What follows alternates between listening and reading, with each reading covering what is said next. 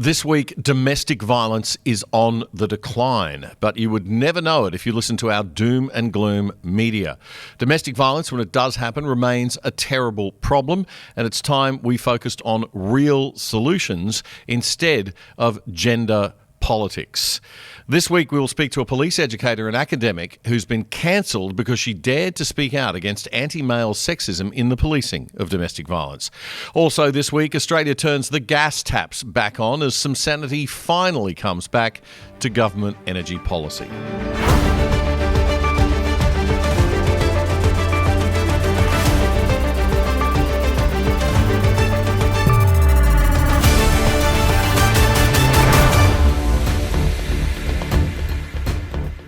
G'day Broome, g'day Alice Springs, g'day Australia. This is episode 413 of The Other Side for the week commencing Friday, May 30, 2025.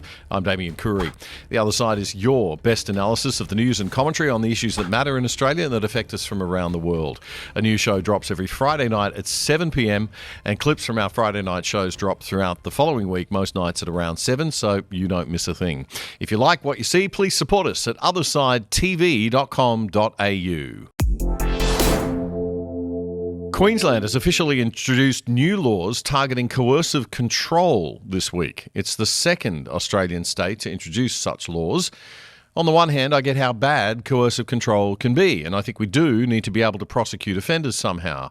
On the other hand, I always get very, very nervous and uncomfortable when we give governments and courts the power to criminalise behaviour that doesn't involve physical violence or that might rely heavily on only subjective viewpoints about a person. Because laws like that are open to abuse by governments, and it must be managed with a lot of caution. And I just don't have enough faith anymore in our criminal justice system that it can be trusted not to become ideologically biased by bureaucrats and policymakers. As we'll see in a moment, there's already cause for concern emerging in some states that these new coercive control laws may be being policed in a sexist way. And sexism against men is showing up even in media coverage around these new laws, as we'll also show you later in the show. So what are coercive control laws? Well, these new Queensland laws, like the New South Wales ones that were brought in last year, criminalise patterns of controlling behaviour in intimate relationships, even when no physical violence occurs. The definition of coercive control is persistent actions that isolate, intimidate, or manipulate a partner. Things like monitoring their movements, cutting off their finances, or restricting social connections.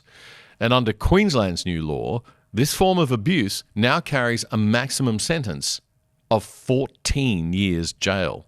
So this is very serious stuff. In Queensland, they're calling it Hannah's Law, to honour Hannah Clark and her 3 children who were tragically killed by her ex-partner in 2020. That horrific and extremely upsetting case sparked national calls for stronger protections against non-physical abuse by an intimate partner. So there's a lot of emotion behind this, and there is no way that the new LNP government in Queensland would block or modify the laws that passed under Queensland's old Labor Party government last year. Here's how ABC TV News reported it this week. The laws aim to make it illegal to engage in a pattern of controlling or abusive behaviour if you're an adult and you're threatening, isolating or frightening a current or former partner, family member or informal carer. State Parliament last year passed legislation to make it a standalone offence, but it's taken months to train police and the judiciary ahead of the laws taking effect. ABC News there. Now, as we said, New South Wales passed similar laws last year, and Tasmania has had provisions for controlling behaviour under its Family Violence Act since 2005. Other states, including South Australia, Victoria and Western Australia, are still evaluating how to best legislate against coercive conduct, and they haven't worked it out yet. We're interested to know what you think. Is this a case of government going a bit too far, or do you reckon it's justified given how serious coercive control can be? Let us know in the comments. So in the first half year after the introduction of the coercive control laws in New South Wales, the New South Wales Bureau of Crime Statistics and Research says that police recorded 157 incidents. That's since July 1, 2024, when they came in last year. But the number of cases that had actually progressed to prosecution out of that 157 was 2.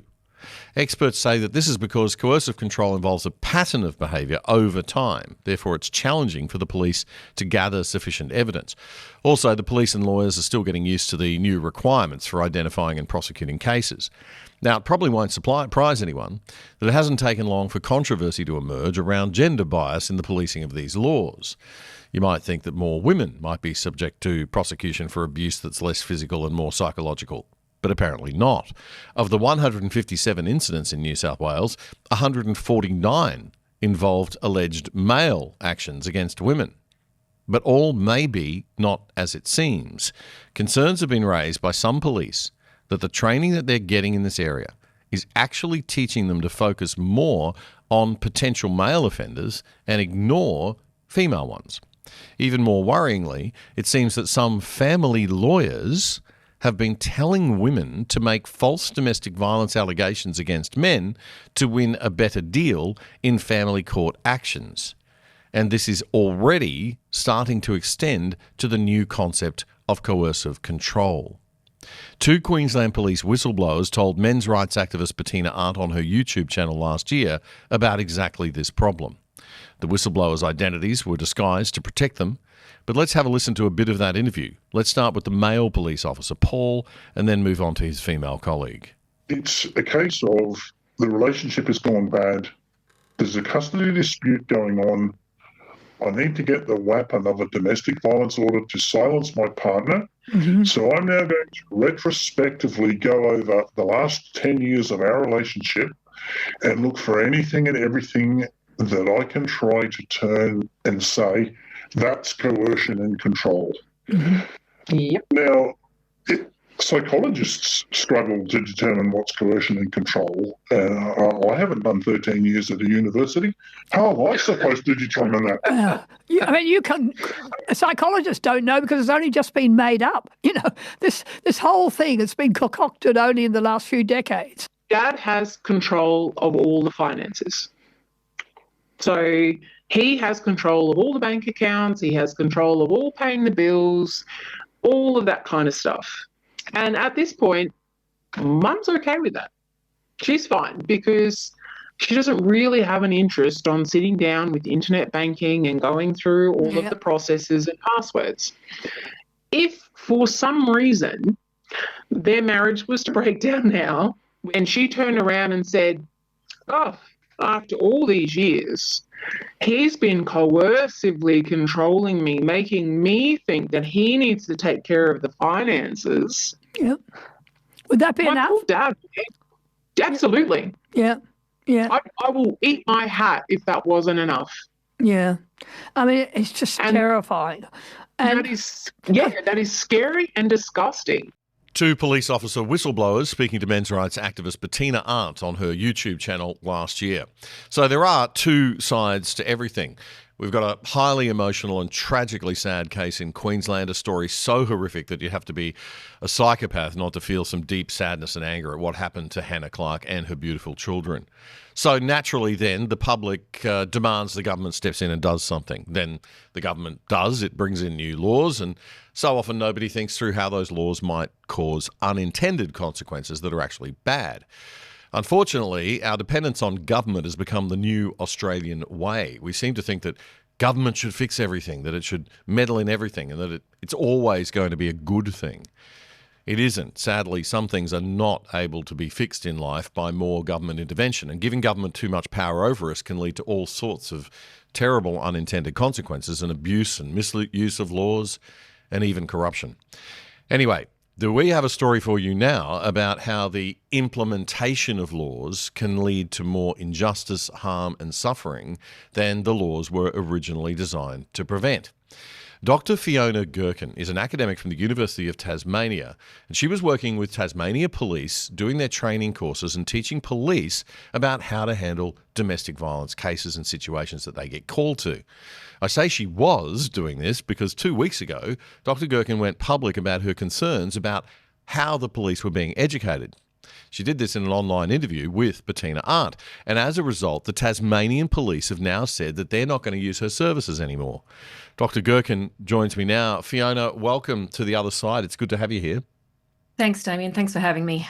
I want to get into what happened to you since you did that interview with Bettina a couple of weeks ago after the break that we'll take in a moment. But that in itself is a story that we've got to explore. But I want to cover, first of all, just what you said to Bettina, what the original interview was all about for people who haven't had a chance to see it yet. Why did you decide to go public? And what was the message you felt you needed to get across? Yeah, look, I'm really big on looking at both sides of the story, as you were saying, and there's not a lot of people that are willing to discuss the side that men can be victims. And I was hearing from police repeatedly that they were seeing just as many men as women when they went into homes. So I started to explore this idea a bit further, and I used to do family mediation and saw a lot of that in that process. So this has been something that's happened to me over time, and now speaking with police, it was like, hang on a minute, this is probably getting worse than I thought. But I knew that Tasmanian Police were doing an amazing job. You know, they were really careful about making sure people were not misrepresented. And I wanted to share that. And I wanted to share my approach to teaching that was more of a humanistic approach rather than a feminist approach. So really you weren't criticising the police in Tasmania? No. What was going on? No, you were not at basically all. saying that the training needs to focus on them going into a situation and looking at behaviour, looking at the behaviour, assessing it that way, and not looking at gender, not turning Yes. it into a gender bias issue. Why the need, though, if they're not doing that, if they were already behaving themselves and doing a good job of looking at the behaviour, where was this concern of yours coming from? Was it coming from what you were seeing in the bureaucracy? I think it's more just generally what you hear in the community. It was like it wasn't public, and I didn't realize how underground the way I was teaching had become. And I think it was that they wanted the community sector to think they were teaching from a gender-based violence approach, women as victims, men as perpetrators. Oh, they wanted the community to think that. I think so, Wow. given their For response to political me reasons. and what I said. Right. But they were well aware how I was teaching, because I don't want cops to go into, especially new recruits, I don't want them to go into a home and make assumptions, but they obviously come into becoming a police officer, having heard all those messages that are out there in the community. So I wanted to make sure that when they went into a home, they could actually identify the person that was most in need of protection. And it was certainly, I believe it was working, and the police were impressed with what I was doing. But obviously, I think it was who I spoke to, not so much what I said. And I think people have made assumptions based on the conversations I had. But I was really only talking about one aspect of how I teach, to try and have a more balanced, equal approach in teaching, so that the police can make the best decision possible based on evidence. In academia and in the bureaucracy and working in the public service, were you you believe that the dominant view was too far in that sort of radical feminist direction of assumptions about women always being the victim? Yeah, definitely. And I think things are changing. There's certainly been a shift. There's certainly been a shift in recent years. And, you know, you even see that in the workplaces as women move into positions of power. You know, you only ever see someone's true colours when they're given a position of power. And if you think that's not just happening at work, that's also happening in the home. And it was really just confirmed for me, the more I spoke to what police were seeing, it really confirmed for me that that was certainly what was happening, that men were not the dominant ones holding the power in the house all the time now, that it could be one or the other. Okay. All right. Fiona, stay there. We're going to come back and talk to you about what happened after you did your interview with Bettina Arndt and what's happened to you in the past week or so in just a moment. Stay with us. You may have noticed if you've been overseas on holiday recently that you can log into your streaming services like Netflix or Prime in other countries, but the shows they offer are different and sometimes even better. You're paying good money for those subscription services. Why can't you watch? Well, with a virtual private network or VPN, you can log in from home here in Australia with an internet address from anywhere in the world, and big corporations and big government can't see where you are. Now, to be clear, criminals can still be actively found with police warrants, of course, but the average honest citizen will have their location protected from prying eyes of corporate marketers and government bureaucrats. If you sign up now with private internet access, we think they are the best VPN service out there. That's private internet access. As a viewer of The Other Side, you can get 83% off the price of your subscription and get online for less than $3 a month. Check it out right now. Go to piavpn.com/other side. That's piavpn.com/other side. It's a great service and a rock bottom price, and you're helping keep The Other Side going and growing.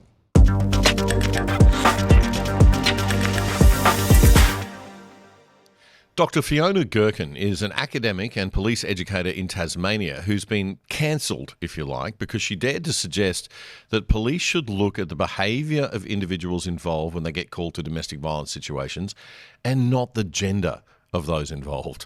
Fiona was working with the Tasmanian Institute of Law Enforcement Studies teaching police about domestic violence until she went public about her concerns about how police were being educated in an online interview with men's rights activist Bettina Arndt on her YouTube channel. And as a result, the ABC did a story on her comments. We'll show you a bit of that in a second. And the Tasmanian Police have now said that they won't use Dr. Fiona Girkin's services anymore. Dr. Fiona Girkin joins me now. Fiona, we were talking in our last segment about what you said in your interview with Bettina Arndt. You said a lot about how police are taught to look at DV call-outs in a fairly gender-biased way sometimes, and that you're teaching police to look at the behaviour, not the gender of those involved in a case, which is the right way that it should be approached. You also said that I've heard you say that anecdotally police have been telling you that they're seeing just as many female offenders these days. And after Bettina put your interview up online, you got approached by a news journalist from ABC Tasmania. What happened there? She was very concerned about that assertion you made that police are seeing just as many female offenders as male offenders these days. Yeah, and I don't think it was her. I think it came from the community sector, from my understanding. So Tasmania is a very tight-knit community, and the community sector, everybody knows everybody. So that's like the counselling and therapy services, family violence services. Many of them know me as well. But a few of them became concerned. It got circulated privately through social media, and there was a disgruntled employee who I believe sent it to the university, and because of Bettina's reputation, yes, I was treated as though I should not be teaching police because I'm a men's rights advocate, which I'm not. I advocate for human beings that have been harmed. Yes, you're a human rights advocate, right? Yeah. You're somebody who wants things to be looked at not through this crazy gender lens that we seem to be looking at everything through. Domestic violence is a serious problem, and it's a problem for the community, but it's a violence problem, not a gender issue. And do you feel that the focus is a little bit too much on the wrong place? I do. And like I said, I think there's a shift and it's changing. And I think if we continue to focus on the same thing, I think we're going to miss how it's changing. And I think we're going to miss the fact that more men are experiencing violence. I think I've spoken to men that are scared to speak up about what's happened to them. I've been inundated with emails since I did the interview from both police and community members, people telling me their story of what's happened.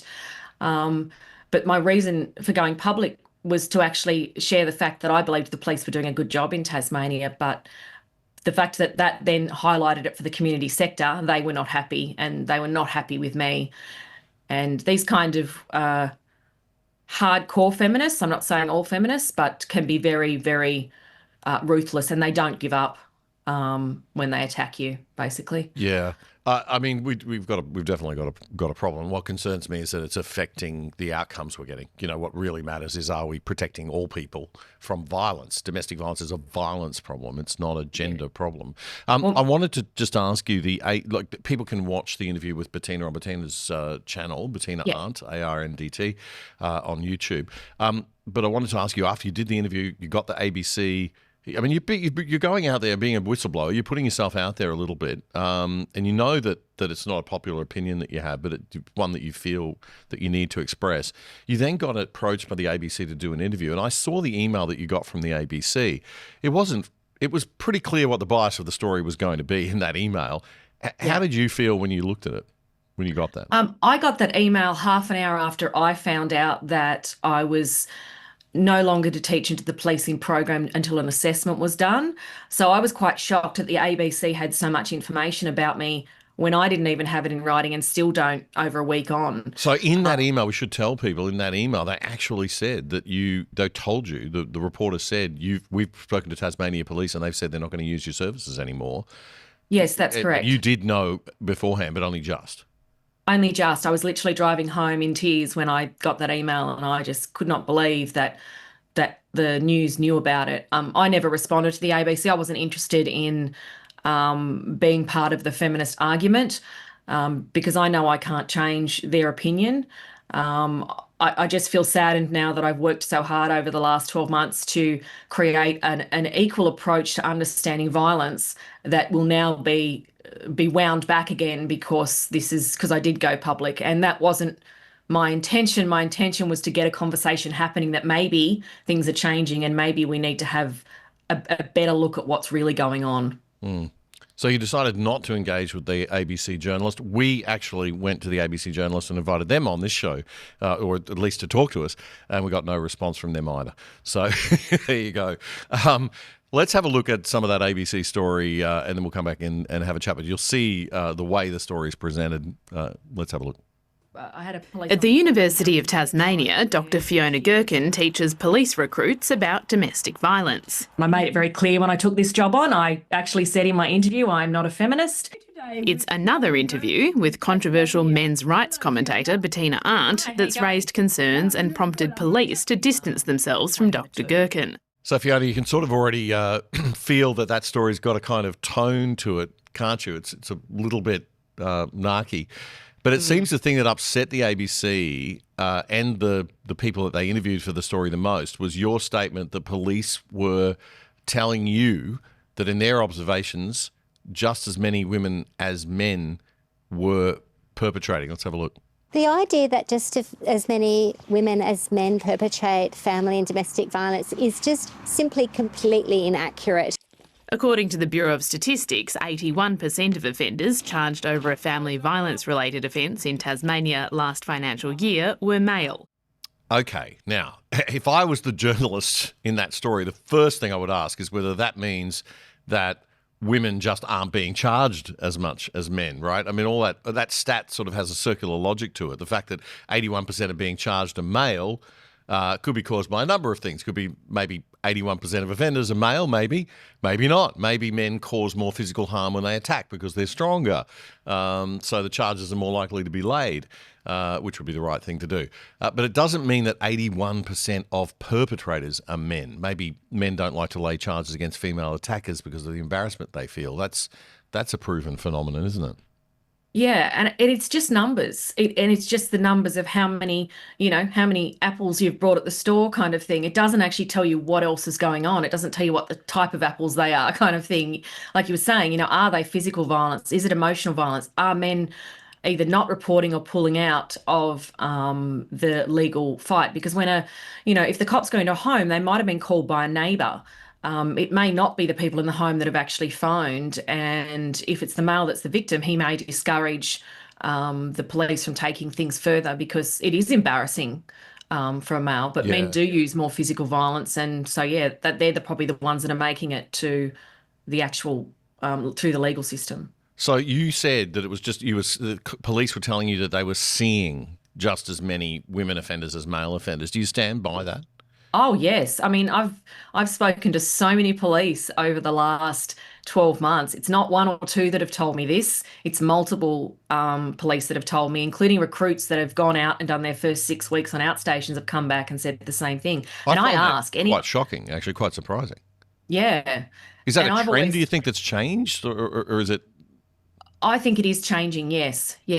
And that's certainly a conversation I've had with some police that have been around much longer, that I think it's changing. And like I said, I think those power dynamics of the gender power dynamics are changing.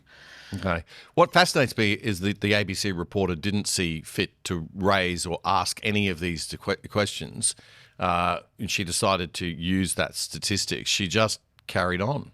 In the interview, Dr. Girkin also says women are extremely manipulative and use coercive control on a regular basis. to say that most coercive control and manipulation is conducted by women against men does not sit comfortably with any of the statistical data I have ever seen in Tasmania, or I might say nationally. Tasmania Police has distanced itself from Dr Girkin, saying in a statement that her opinions are not in line with the principles Tasmania Police supports in dealing with family violence, and that she will not be involved in police training courses until a further assessment of the matter has been completed by UTAS. The University of Tasmania has confirmed it's aware of the interview and is reviewing the issue.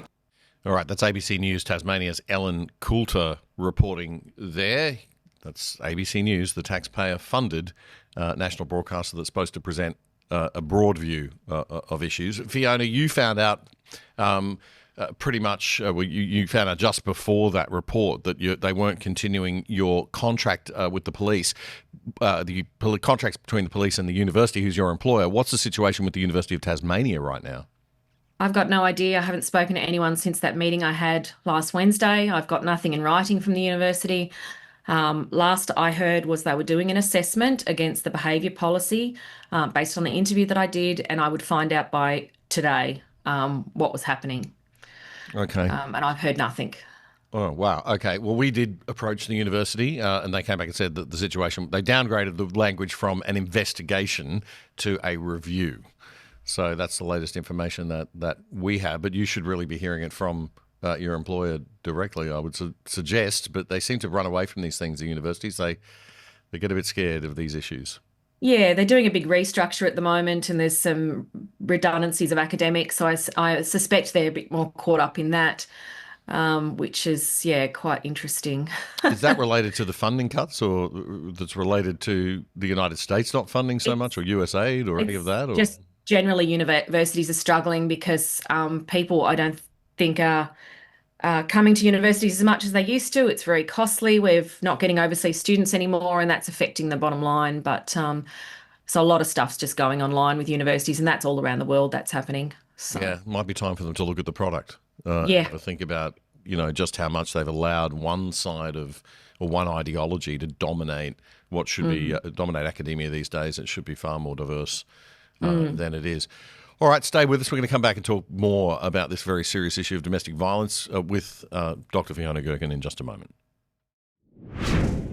You're watching The Other Side with Damien Coorey, Australia's best independent news commentary show, bringing you up to speed on the issues that matter most. Simply subscribe for free on YouTube by hitting the subscribe button and bell, so you'll be notified whenever we post anything. And to really stay in touch, check out our independent website at othersidetv.com.au. You can sign up for free there too, or join the exclusive side and help support our show for less than $5 a month. This is The Other Side. There's a narrative being pushed by the ABC and groups on the left around domestic violence that men are the problem, instead of violence being the problem. Feminists have hijacked this issue to push their radical gender ideologies and are conflating the tragedy of domestic violence with women's rights issues. Why? Because it's emotionally powerful. And from a PR point of view, it works. It's worked for decades. So let's pull the two things apart, shall we? Because that's where they belong, apart. Domestic violence is bad and it is a problem. It is not a gender problem, however. It's not surprising that more men than women are charged and convicted of domestic violence offenders because men are by nature more physical. They cause more harm when they're violent. That's very bad. In fact, it's one of the reasons why male suicide numbers are so high, so much higher, because when men act, they're effective, unfortunately and sadly. But it's the violence, not the gender of the perpetrators, that's the real problem. And that violence is not getting the attention it should, because the feminists are running off with all the funding to provide awareness ad campaigns and services and using it for their own feminist agenda instead of focusing on the real solution of violence prevention. But it gets even worse because this feminist indoctrination of Australians has not only got most of us convinced in this country, not that most domestic abusers are men, which in and of itself is a bit of a problematic statement and greatly oversimplifies things, but they've got us thinking that most men are domestic abusers. And that, folks, is just a bald-faced sexist lie. But, oh, how we have been deeply brainwashed to firmly believe it. An ABC TikTok of a recent rally on domestic violence in Brisbane says it all. Watch this. I'm 8 and I came here today because I want men to stop killing women because women are important. She's 8. 8. I'm 8 and I came here today because I want men to stop killing women. What the hell are these sick feminists doing to our kids? This is a child, and they're brainwashing her with this kind of sexism and hatred of men at 8. I'm 8 and I came here today because I want men to stop killing women because women are important. Stop killing us. Stop using violence against us. Women don't matter in this country. Our safety doesn't matter. Oh, yeah. We never hear anything about women's safety on the news. Almost every woman you know has experienced some type of violence against them. Yeah, I hate to break it to you, but so is almost every man I know. Why do I get the feeling that the people at this rally are more concerned with hating on men than they are about the real problem of violence? So are statistics suggesting that domestic violence is on the rise? Here's a table from Tasmania showing domestic violence case numbers from 2015 to 2022. If you look at the bottom line there, you'll see the totals, and you'll see a rise from just over 3,200 back in 2015 to just over 4,200. But this table breaks the data down into low, medium, and high impact violence. And the number of high impact cases has dropped by more than a third to just over 200. So the problem is getting better, but the figures are being made to look like it's getting worse. Now, why would anybody want to do that? I mean, who would want to do that, I wonder? Now, let's look at some numbers you can't fudge. More tragic, but can't be messed with. The number of homicides by gender of victim. The rate of deaths by homicide in Australia has been significantly declining for both genders since the 1980s. Things are actually very good right now, but you'd never know it if you watch ABC News for your idea of truth. Things are getting much better and improving, and that's with all our population increase that we've had. We've still seen the number per 100,000 going down, but there's no funding for government agencies in good news, is there? The parents of that poor 8-year-old girl might want to tell her the good news so she doesn't develop some kind of anxiety disorder or some serious men issues when she grows up. It's rather sick what they're doing to that poor child. Now, remember last year when there was a spike in the number of female homicide victims and every news outlet in Australia was screaming about it? Every politician was all over it, trying to show how much they cared about how male violence was out of control. The truth is, it was a statistical bump. A bad one, but it was a bump. And guess what? We now have a statistical bump in the number of murders and serious violent attacks by women on men going on this year. But you hardly hear anything about that, do you? Let's just take a look, shall we, at all of the things that have been in the news just this month, just in May. Eloisa Gibson, a 36-year-old Toowoomba mother, has been charged with murder after allegedly dousing her children in petrol as they slept and setting them alight. The house fire on May the 7th killed all 3 children and severely burnt her partner. Yet there's been nowhere near the concern or outrage that we heard after the similarly horrific Hannah Clark murders in Brisbane that led to the coercive control laws that were brought in this week. On May the 5th, the bodies of 2 boys aged 6 and 7 were found in their Coonabarabran home. A grandmother in central West New South Wales was arrested after 2 children were found dead during a welfare check. On May 8, Albury District Court was told that 24-year-old Corby Walpole doused Jake Loader, a lifelong friend, in petrol and set him alight, having been angered by a sexist comment. The court was told 55% of Mr. Loader's body was burned. He spent 74 days in a Melbourne burn unit and he underwent 10 surgeries. On May the 9th, a Gold Coast mother of 4 pleaded guilty to 22 offences, most seriously chasing her partner down the street at Ashmore and trying to stab him in the head with a boning knife. On May 7, 60-year-old Anna Maria De Pinto, who allegedly chased and stabbed her husband, saying, quote, "You'll bleed out soon and he needs to die," pleaded guilty to attempted murder in the Adelaide Magistrates Court. A 34-year-old social media influencer was accused with her partner of torturing her baby daughter and taking photos of her in immense distress and pain to elicit donations. On May 7, charges were dropped against her partner, but the child's mother now faces 72 charges.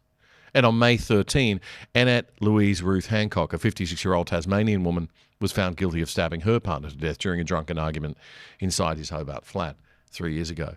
I can't take any more. We're not even halfway through the month, so we'll just stop there. It's all horrific stuff. But where is the outrage? You don't see men's rights groups screaming about it because we know it is not women that are the problem. It's bad people, evil, it's mental illness, and it's circumstances of life. But we're not hijacking the tragedies and horrors of life to promote sexist perceptions of women generally, demonising women, telling 8-year-old boys that they better be careful of all women. This endless sexism from women's groups and radical extremist feminists who've hijacked our bureaucracy, media, schools and universities has simply got to stop. Masculinity is not toxic. The narrative, this narrative, is toxic to young girls, to young boys and to men. And it's toxic to women too. Gen Y and Z are riddled with assumptions about men that are simply false, yet are so deeply ingrained that they've convinced themselves that they're true. It's a very sad state of affairs for our country.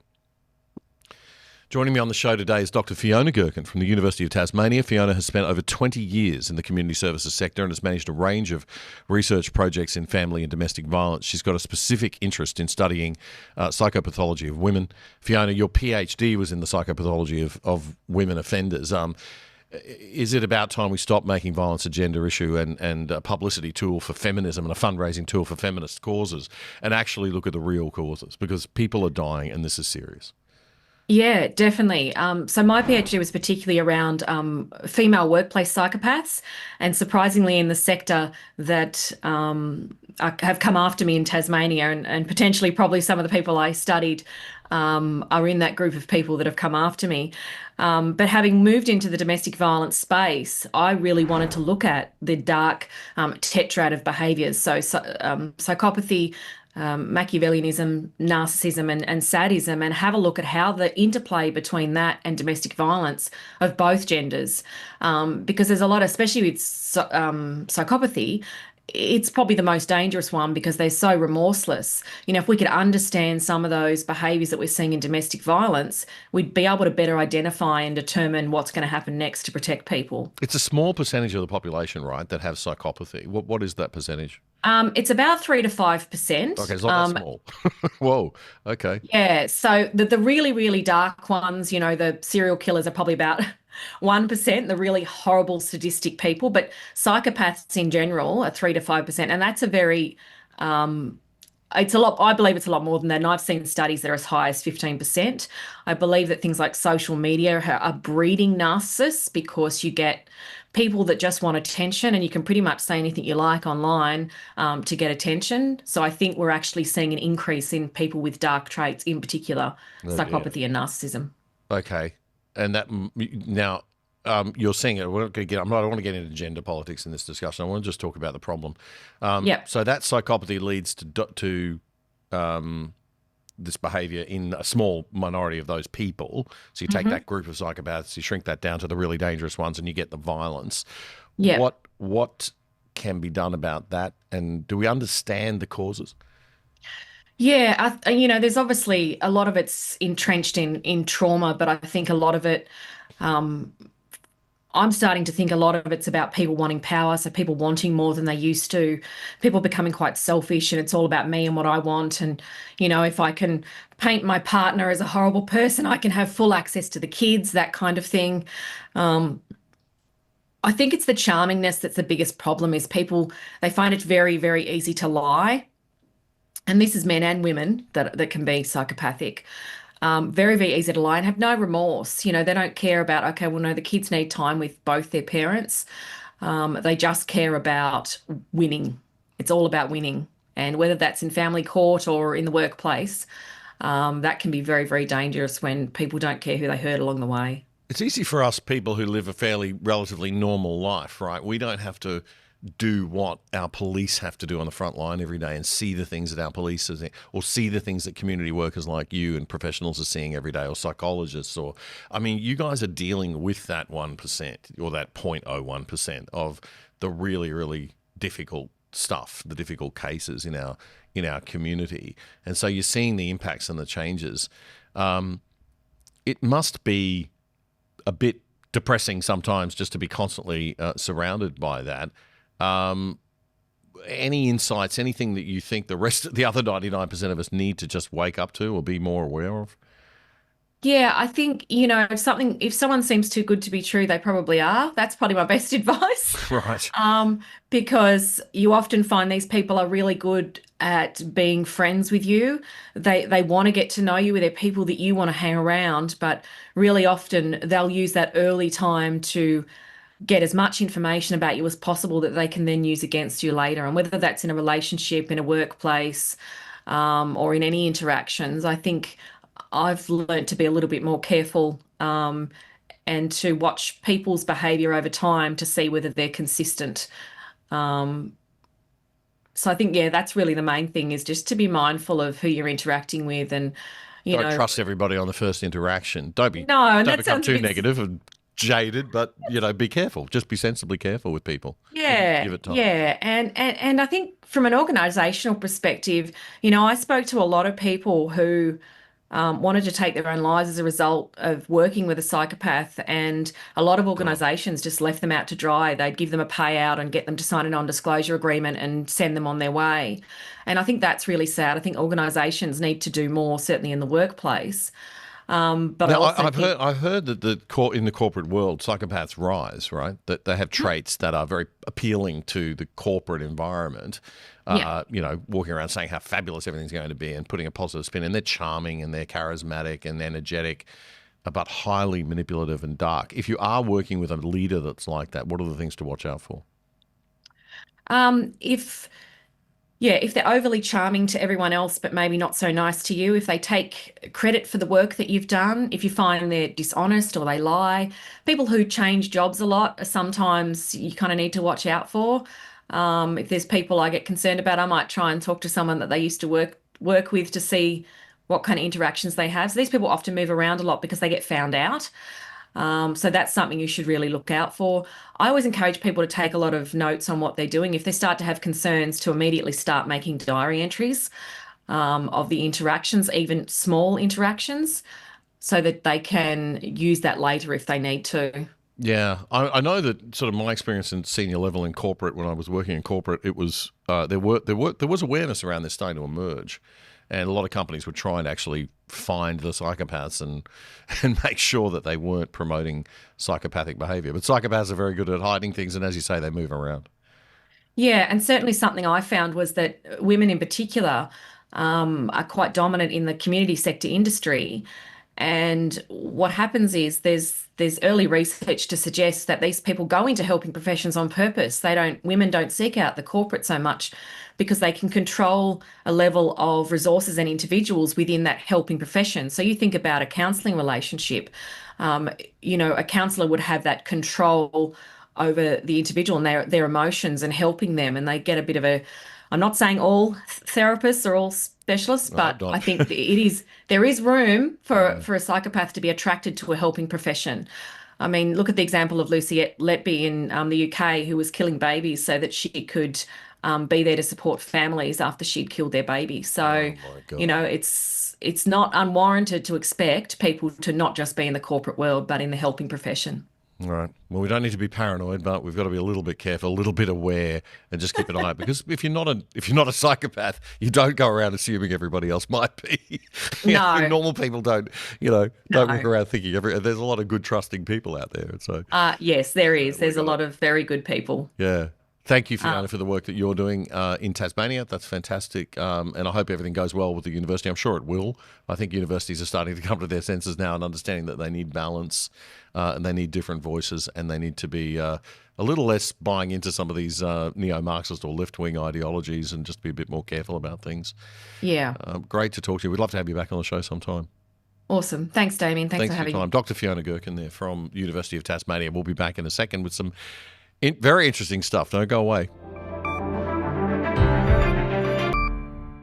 I want to tell you about a fantastic initiative that's happening out of Canberra right now. It's called the Awards for Men in Leadership. The awards are given out on International Men's Day, which is November 19. They're designed to combat the increasing denigration of masculinity in our culture and the widespread discrimination against males inside and outside the workplace. The goal is to lift the well-being of boys and men and facilitate healthy collaboration between men and women. The awards for men in leadership are designed to inspire men to make a bigger contribution to family and community and to elevate positive male role models. There's a $10,000 scholarship for studies and professional development, public recognition for the winners, and a year of mentorship and executive coaching for each recipient. It's targeted at young men and middle-aged guys who fought their way up from some other kind of disadvantage. This is the third year of the awards and it'll be the biggest yet. To find out more, just search up the Awards for Men in Leadership on Facebook. The Other Side with Damien Coorey is Australia's best independent news commentary show, bringing you up to speed and diving deep on the issues that matter most in around an hour. So you don't miss a thing. Subscribe now to our YouTube channel at Other Side Oz by clicking the button and the bell below the picture frame. And follow us on X now at Other Side Oz. That's AUS at Other Side Oz. It's free. This is The Other Side. Sanity has prevailed, just a tiny bit, in Australia's slightly delusional energy policy world. The Queensland and federal governments this week announcing that they will expand Australia's gas production. The Queensland government is opening up 9 new fields in the Cooper, Irramanga and Bowen Surat basins. I hope I said all that right.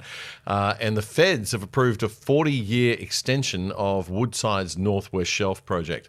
Natural gas accounts for more than a quarter of Australia's total energy consumption, and this decision follows blackout warnings in New South Wales and Queensland from the Australian Energy Market Operator due to high electricity demand and hot temperatures likely during summer. The Queensland government says we need regulations that support new development instead of holding it back. And past unscientific decisions made by the southern states has left Queensland carrying the load for the East Coast gas market, leading to the need for more exploration. Environmentalists, meanwhile, say that they're devastated by the announcement. Okay, they say that gas will be destined for export, not domestic use. Well, gas is Queensland's second largest export. I have joining us on the show today Graham Young from the Australian Institute of Progress, who's been looking at all of this. Graham, thanks for joining us. Always a pleasure, Damien. The narrative here, probably not so appealing to our New South Wales and Victorian and South Australian and West Australian viewers, that Queensland is saving the day. You were noticing my bookshelf, and I do have the history of the state of origin. So I've been reading this. No, this week I've been. The history is much more too tender. The history is much more pleasant than the present. I've got to say. But anyway, it was a great game. All right, Graham Young, good to have you. So this is good in a way because it's going to mean lower electricity prices first of all, right? It'll have a small impact on electricity prices, actually. I think 90% of it is for export, and that has no effect on our domestic electricity prices. 10% of it will be for domestic use. But there's a cost to transporting gas. So Queensland's actually pretty well set up with our coal-fired power stations, and the current government has indicated they're going to keep them running as long as they need to. So at least Queensland will have electricity. Yeah, so the role that gas plays in the electricity system is basically to even out demand when there's fluctuations in renewables and when renewables aren't available at all. So Queensland's in the fortunate position of having a lot of coal and not as much renewables at the moment. So we can work on getting storage in place that's not gas. There is some gas demand here, but the gas demand's much higher in Sydney, in New South Wales and Victoria. In fact, the New South Wales government is racing ahead with renewables. The thing with gas is it costs so much when it comes out of the ground, but it's not free to transport. So probably something like $3 by the time you get it down to Victoria, if the pipeline capacity is there to do that in the amounts that they need. So we're not talking about generating. So we're sending the gas down to Victoria. We're not generating electricity in Queensland and sending that to the grid down. Well, again, there's a constraint there. You've got a gigawatt basically goes over the border at Queensland, and there's plans to extend that, but still, again, you've got the transport problem. It comes into northern New South Wales, but the further away it gets, the more transmissions involved, the more expensive it is. It wouldn't be going down to Victoria. But it could displace demand in New South Wales, which would allow New South Wales to send demand down. So 10% of this will be for domestic use. That's going to be a lot of that exported out of Queensland down to New South Wales and Victoria, which we need. So that's staying in Australia. Well, some of the New South Wales. I doubt whether any of them will get to Victoria. Okay. All right. So at least we're contributing something from Queensland, I guess, across the East Coast and using it for domestic purposes. And as you say, it's essential. We have to have something that's going to provide baseload power at times when wind and solar are not able to carry the load, and we need that baseload power to be consistent and reliable. You can't have these massive fluctuations, right? So it's got to be gas, or it's got to be nuclear, or it's got to be coal. And as much as the environmentalists want to cry. So gas has a niche because you can actually turn it on really quickly. Nuclear and coal, they can deal with fluctuations, but you can't just switch a coal-fired power station on like that. You certainly can't switch a nuclear power station on like that because not when you don't have any. And not when you don't have any, no. But even if you did, that's not the way they work. Yeah. However, with gas, the open cycle gas, it's like a jet aircraft engine, and you can turn them on really quickly. So that's the function that the gas generally performs. So they have closed cycle, which are cheaper to run, and then the open cycle, which are very wasteful, but which you can bring on really quickly to deal with these fluctuations. Right. And there's people out there who have gas plants who only run them a couple of times a year. So it's an insurance policy that's being taken out in those cases. But I think, Damien, they've got to charge a lot when they turn them on to cover the whole year of keeping and maintaining them, I guess. And it's again, you've got to pay them for the capital cost effectively, even though they don't run very often. But you've got to pay them. Otherwise, they won't be there, and you won't have the stability. But in talking about gas and power, we're ignoring a huge part of the market for gas. Most of it isn't used for generating power. Most of it is used, pardon me, for things like fertiliser, plastics, pharmaceuticals. You can't make bricks with electricity. You do it with gas. Glass is made with gas. And the lack of gas, for example, has already had an impact on Brisbane. So Incitec Pivot, large multinational Australian-listed company, had an operation at Gibson Island, just down before you get to the Port of Brisbane, near the Gateway Bridge. What do they make? They don't make anything anymore because they couldn't get gas at the right price. But they used to make urea. They used to make ammonia. There was supposed to be a green hydrogen hub hung off the side of it. So they closed urea, it down. just before we want to run past that one, because that's huge, right? The Fertilizer. urea is a big deal because that's feeding 8 billion people in the world. Yeah. You can't do it without natural gas. We need that stuff to we feed need Australia. that stuff to feed people. Yeah. Explosives, so we're producing explosives. I don't think they were producing plastics, but natural gas is used for plastics. So you can't have an iPhone, for example. You can't have the studio without natural gas. No. We're all relying on this stuff. So electricity is, in some respects, the least of your problem. And what we're doing now, since the Incitec Pivot operation was closed down, we're actually importing that stuff from the Middle East. 70% of our urea, I think it is, comes from UAE and places like that. Which becomes a sovereign risk, right? Because we're reliant upon the Middle East for our food supply. That, plus it has zero. If you're a greenie and you're worried about the effect on the environment, all you've done is exported our emissions to somewhere else and then made it worse because there's a ship has to bring it in and there's a whole logistics line which is, again, emitting CO2. So there's many layers on the gas story. And by concentrating on electricity, we're really selling the severity of the problem if we don't have enough gas. We're really selling it down. In a sense, if you didn't have gas, it'd be a question of how many people do you want to kill.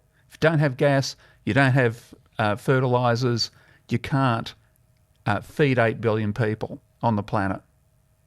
Maybe 6 billion of those people would starve to death. When I ran for federal parliament in 2022 for the Liberal Democrats, I ran in the seat of Ryan in Brisbane, which is the only Green House of Representatives seat in Australia now, held by a woman by the name of Elizabeth Watson-Brown. And we had a forum at a a conference where I lost my cool a little bit, and I actually asked her, I said, how many people do you want to kill, Elizabeth? And she thought that was highly offensive, and I got told I was being mean to women for asking that question. But anyway, it's a serious question that people don't ask themselves when they virtue signal about all this environmental stuff. They don't look at economics and reality and say, hang on a minute, okay, it might be that, we don't have any fertiliser and we can't farm in Australia. What's it doing to the export market in India that we send them? Well, we're actually killing people, right?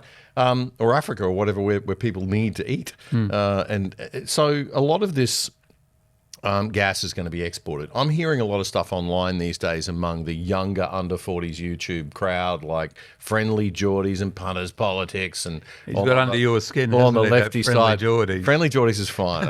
It's just a Labor Party line. That's his job, is to amplify Labor's line. I don't know who's paid him to do it.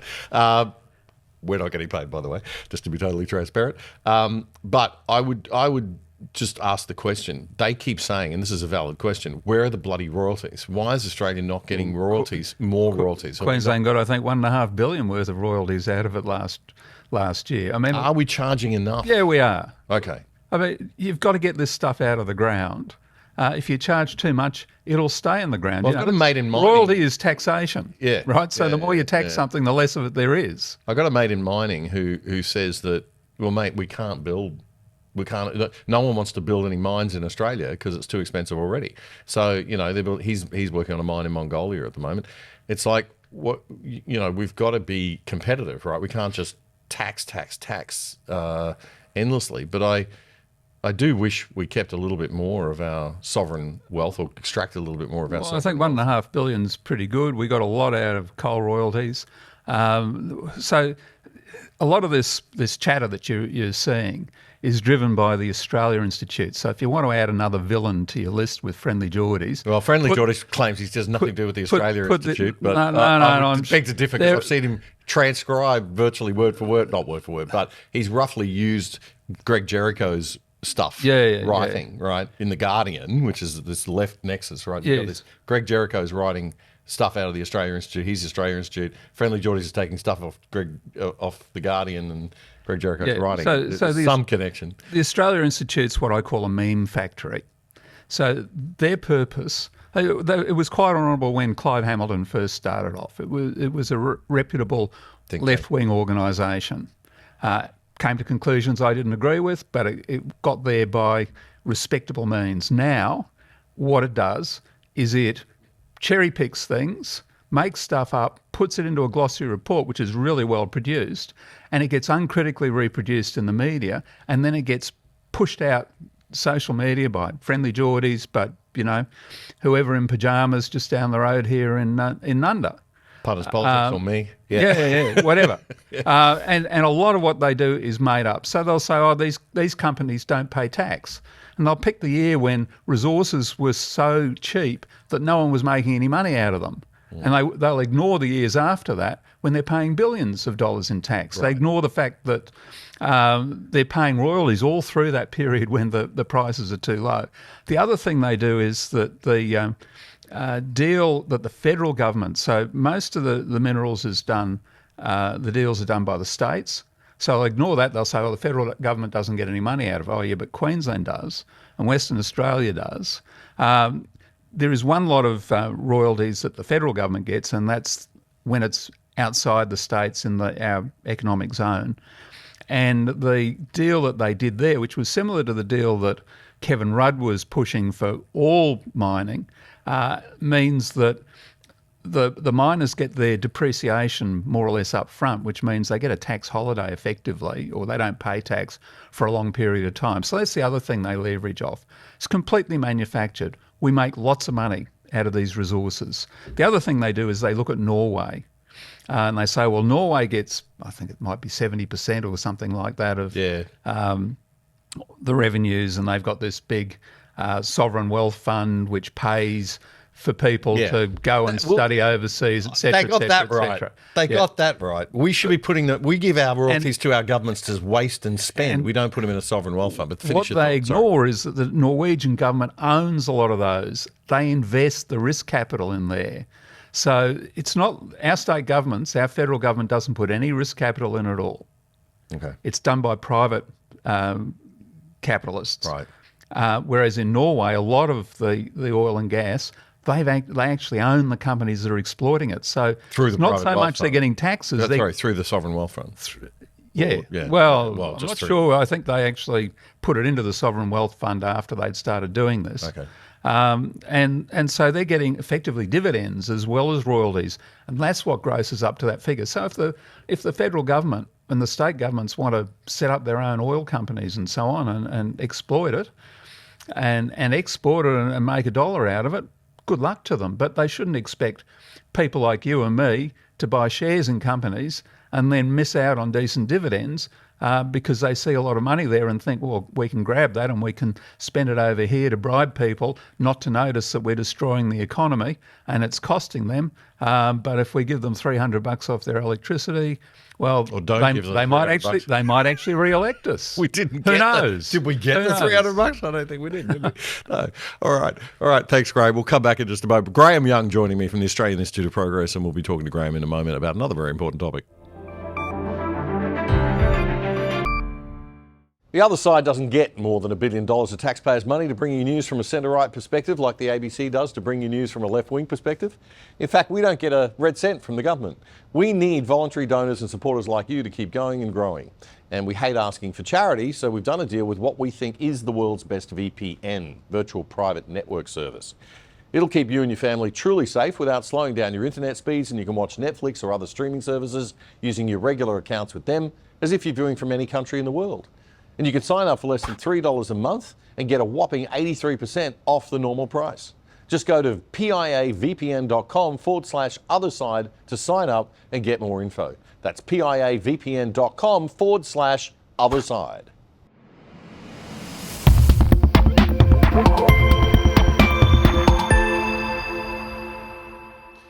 Speaking of the last election, Peter Dutton said this is a sliding doors moment for our nation. And maybe he was right, but in ways he didn't quite intend. So writes my guest today, pollster and head of the Australian Institute for Progress think tank, Graham Young. Graham, welcome. Sliding doors refers to the 1998 British film of the same name. The premise is that a seemingly minor event or decision can drastically affect what happens in the course of a person's life. You catch this train, you catch your husband in bed, you catch the next train, you miss catching your husband in bed, but your marriage falls to pieces either way. Yeah, okay. That might be the analogy that Peter Dutton's looking for. It wasn't an ideal. It was not an ideal image. This election has been analysed to death, and I'm sick of it, as I'm sure most people watching are. But you actually do proper research, and I thought it might be good to get you on to see some of the things that you've noticed and some of the trends that you've noticed in the research that you've done. So your polling showed that it appears that Peter Dutton lost the election more than that Anthony Albanese won it. Isn't that always the case with elections? So we should explain what you mean by proper research. Most of the pollsters do what's called quantitative polling. They can tell you, generally with a high degree of accuracy, although this election they were actually out by more than the sample error, so they all failed, what's going to happen on a particular day.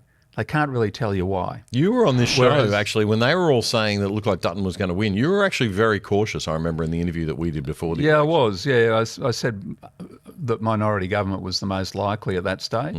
I was wrong. It was very generous of you to have me back. Well, it was a couple of weeks before the election, and things turned even worse. And at that point, it probably would have been minority government. It just got worse for Peter Dutton after that. It did, yeah. It was only in the last week that I picked up, because I can only tell what's likely to happen in terms of the bulk numbers by reading what the other pollsters say. My polling gives me some insights into why that's happening, but it doesn't give me a sufficient baseline to say, yep, this is what's going to happen based on this research. But I can't. There are things that I can look at, and one of them is the approval ratings of the various leaders, whether people think the government's done enough to get elected or the opposition deserves to be elected, those sorts of things. And what the polling showed on that was that Peter Dutton's approval rating went like this, just fell off a cliff.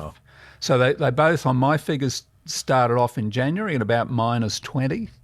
So that's when you take the approvals and you take the disapprovals away from them, Yep. You got That gives you more the- people. You get a the negative net. figure in that case. The net approval rating. Yeah. So he was on minus 19. Something like that. And then it went to minus 42%. That's right. Over the course of the election. So he and Anthony Albanese were basically level pegging in January. Now, Albanese was minus 20 when Button was minus 19, and he went to minus 6. So he went up. He went up a bit. Yeah, but Dutton just fell off the cliff. That is extraordinary, isn't it? Minus 19 to minus 42. That's minus 23 and it was percentage points. Basically disappointment. So I think, and I've been doing more thinking of this since you saw that analysis that I did, and there was a positive expectation in January fed by all the pollsters, including the Liberal Party's pollster who, for whatever reason, was writing articles and doing polling for the Financial Review as well as doing stuff for the Liberal Party. So you could kind of read in the Financial Review the headline figures that the Liberal Party was being fed. He was saying they're going to win in January. So there was this buzz of excitement amongst people on the centre-right. We're going to get rid of this bad government after just 3 years. Fantastic. Then I think there was a sense of betrayal during the course of the campaign. So words like strong were used about Peter Dutton in January. Words like strong were still used about Peter Dutton April, just before we went into the campaign proper. That's good. At the end of the campaign, so at the beginning they're saying he's strong, he's strong enough. At the end they're saying he wasn't strong enough, we were disappointed, I thought he'd be stronger. Oh, so the word strong was coming up. It was coming it in came in a negative so context that at means the people end. value strengths, something they care about and they talk about. No, but well, they've got to see him as strong. It was, so, you've been in public relations. People come with characteristics and you can't change them radically. People will sniff out the phonyism. Remember when Julia Gillard said, I'm going to show you the real Julia Gillard? We all thought, well, who's that Julia that's been running the country for... Yeah, exactly. Oh, you've been lying to us for 20 years. The BS detectors were on. So you can't fiddle with that sort of stuff. And one of the things that Dutton brought as part of his political persona was that he was strong. And that was because he'd been in portfolios where he'd had to secure the borders, for example, and where he'd been tough. So that was one of the characteristics that people saw in Peter. That was positive. So if you're going to vote for him, you'll looking at those characteristics and you're saying, what does the country need? Yeah, they need a strong man. He's strong.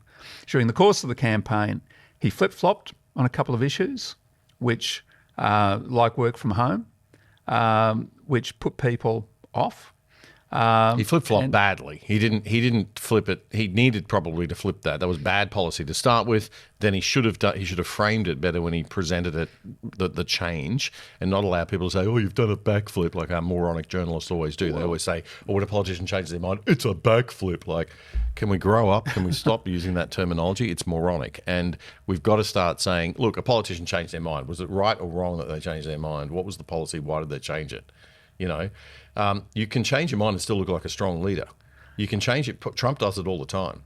He'll put a crazy idea out there, then shift and then change his mind. But he does it in a way that doesn't lose the credibility. It still shows him to be a strong leader. He's a decision maker, and he says, well, I've taken on new information and I'm making a decision. That's good leadership.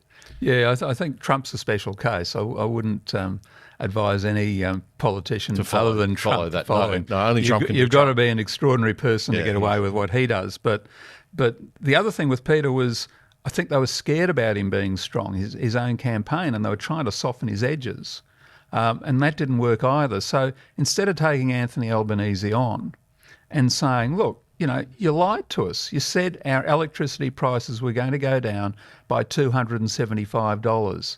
In fact, they've gone up by $1,000. That's a $1,275 credibility gap. How can anyone treat anything that you say seriously? You say this is going to happen in the future. Look at your past performance. Past performance dictates the likelihood of future performance. You're a liar. People shouldn't believe you. This stuff you're saying about nuclear, if you can't get this right, you're a liar. People shouldn't believe you. Now, I've always said you should be the federal opposition leader, Graham Young. Maybe you don't use the word liar, or maybe you do. Yeah. Trump would. Yeah. Trump would. Well, that's and right. Despite me saying you shouldn't be like Trump, I think you could probably get away with that because going into the election, Albanese was regarded as weak. People were looking at him and saying, look, out of the two of these, I'd rather have this Dutton guy dealing with this fellow Trump than Albanese. But in the course of the campaign, that all sort of got lost, and Albanese ends up being the best person to deal with Trump. Well, that's what happens when you don't stick to something. When you have a brand and an image positioning and you don't stick to it and stand by your product, and you say, oh, look, we might win some of these inner city seats if you soften it down a bit, Pete. We're worried about those inner city seats. And so he tries to be all things to all people, and you wind up with that Frankenstein result we've been talking about. I want to play this clip of Douglas Murray on Sky News Australia this week because I thought it was a really great little summary of things. Rita Panahi asked him what his advice would be to the Liberal Party of Australia to fix things, and I thought his answer was terrific. Have a listen to this. Just like other centre-right parties around the world, they'll always get bad advice from people who wish them ill, and they'll take it. I'm afraid that's a routine every time with centre-right parties. Every time. There'll be people who would never vote for the Liberals who will say, I think what you need to do is to come further to the left and nearer to me and so on. No, I mean, for the party to be successful, like all centre-right parties, you have to show a set of things. You have to show a faith in the country, a love of the country, an understanding of people's need for belonging and aspiration, and much more. Particularly, by the way, that second one. I always say to politicians of the centre-right that, the left always has this very, very powerful tool, which it uses, my goodness, how it uses it, which is the tool of resentment. You've got to resent the rich man. You've got to resent these people, the powerful, so on. But centre-right parties have a very, very useful thing which they should be able to play back at it, which is aspiration. That is to show a means by which people who work hard in Australia, follow the rules, will actually be rewarded for it. Yeah, I think we're missing that sort of vision, that positive vision message like Make America Great Again or something like that, that kind of people can rally around this positive message. It's just too negative, our discourse. Well, the message was get Australia back on track. And we tested that with our focus group against the messages that the Labor Party and the Greens were running, and it actually tested better than those. Okay. But for that to work, you've got to use it. You've got to show, but you've also got to show people you're not on track. Right. It's got a negative connotation. You've got to say, we took a wrong turn. And I want a cap. We need to. Where's my cap?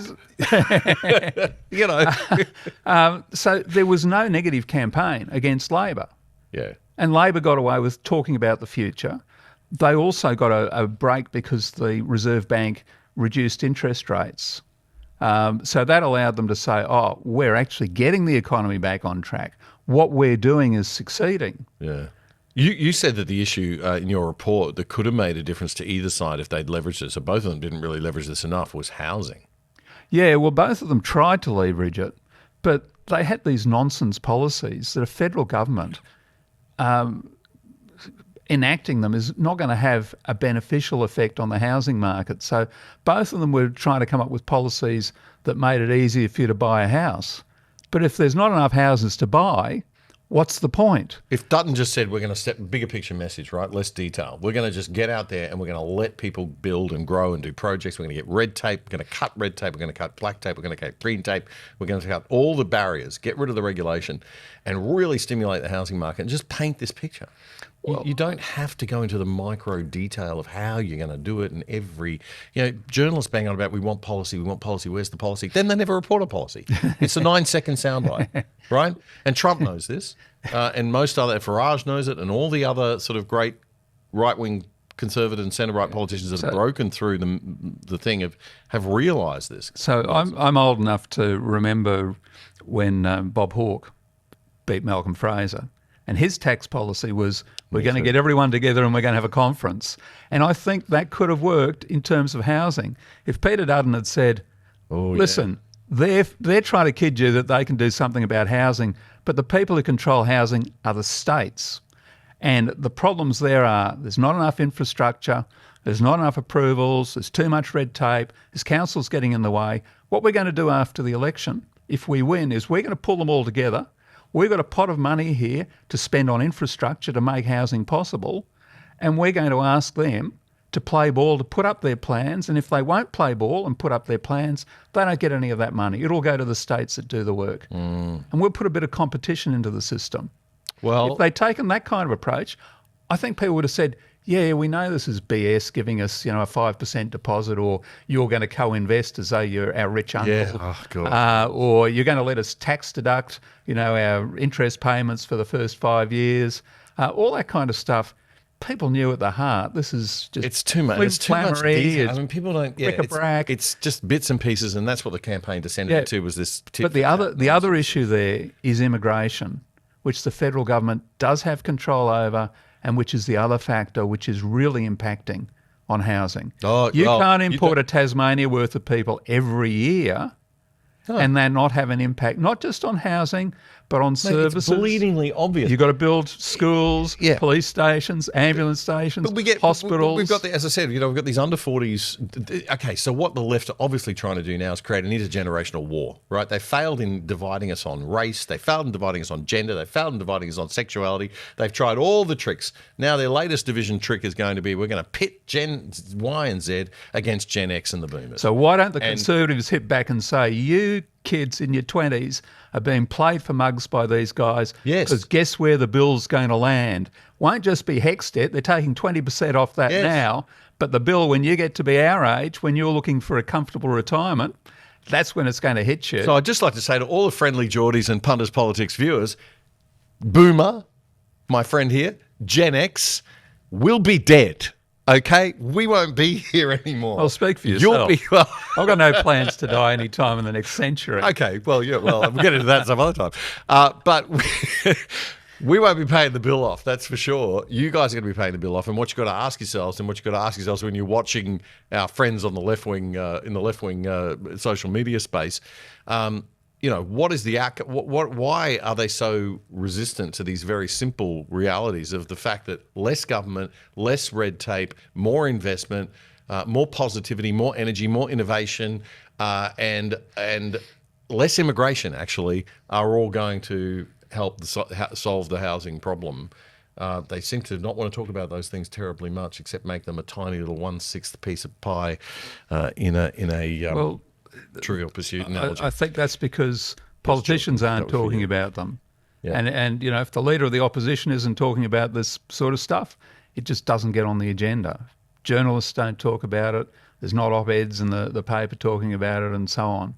Okay, I want Jordan Shanks, I want Punters Politics, you and me, and maybe another bloke around this table, and we're going to have the conversation. I'm laying down the gauntlet there to you, Jordan Shanks.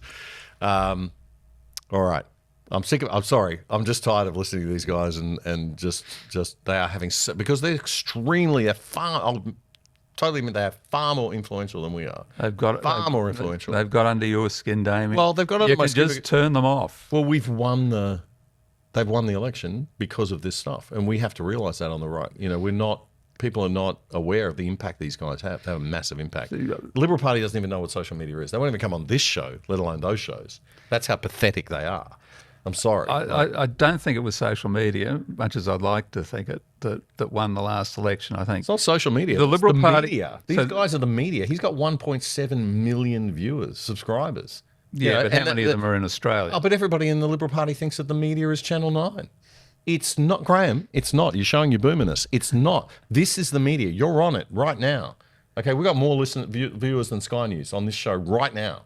So, and I have got nothing compared to Friendly Geordies and Punters Politics. So, wake up, Liberal Party communications.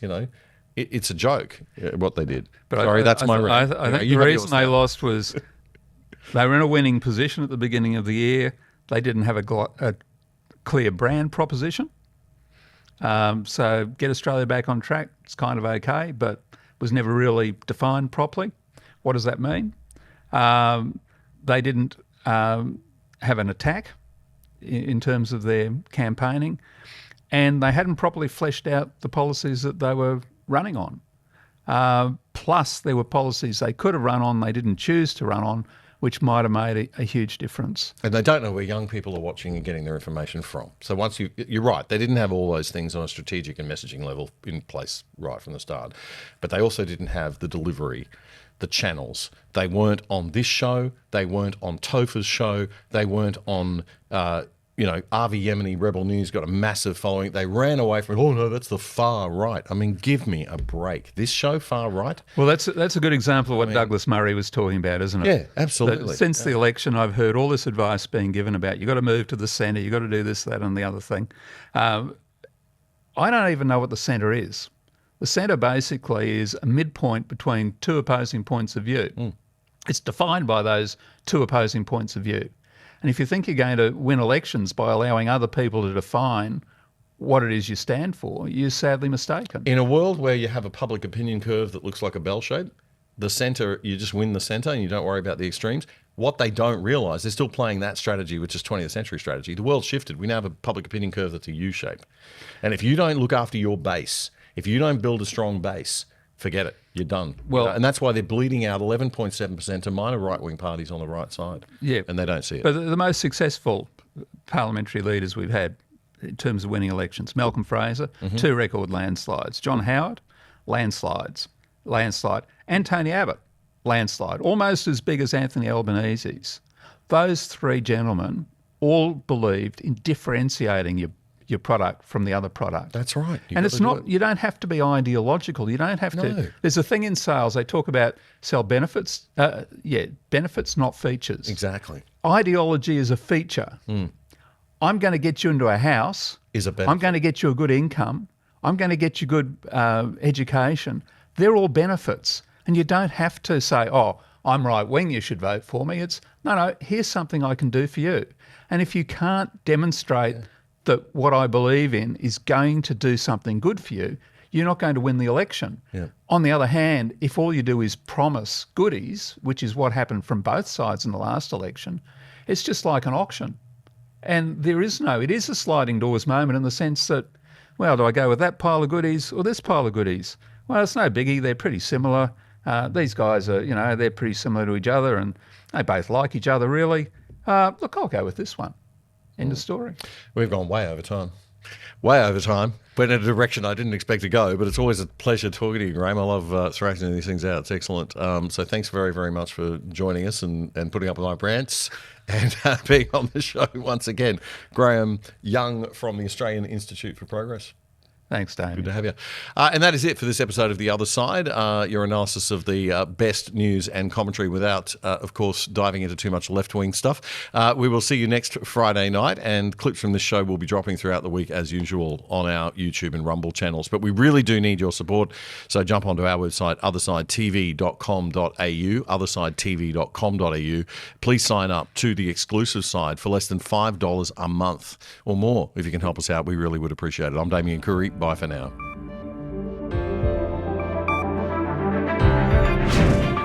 The Other Side with Damien Curry is Australia's best independent news commentary show, bringing you up to speed on the issues that matter most. Simply subscribe for free on YouTube by hitting the subscribe button and bell, so you'll be notified whenever we post anything. And to really stay in touch, check out our independent website at othersidetv.com.au. You can sign up for free there too, or join the exclusive side and help support our show for less than $5 a month.